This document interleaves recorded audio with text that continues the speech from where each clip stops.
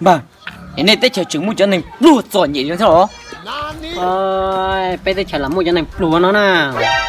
Bây giờ chờ nó chúa chăm lùa nô đi, cái mua đi cú nó xưa, anh nhận đế nè, chủ xưa lùa nó nè. Ui, có cái tiền trong chủ chỉ chủ nó lấy.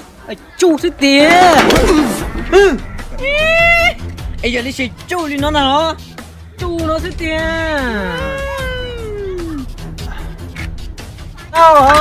Chủ sẽ tiền.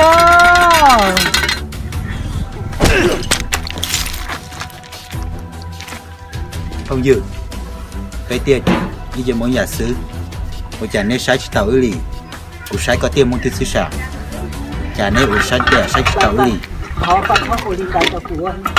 Họ. Lên chuyện này, lên chuyện này nó chả, chả nên sai chỉ tàu lì.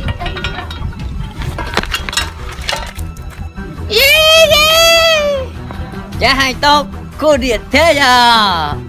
Bây giờ lại chú chủ là bù chúa à. Chủ gì chúa sẽ tiền.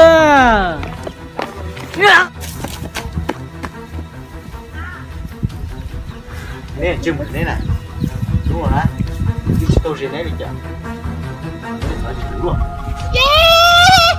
Chả hai điện thế à. Chúa, kỹ sư.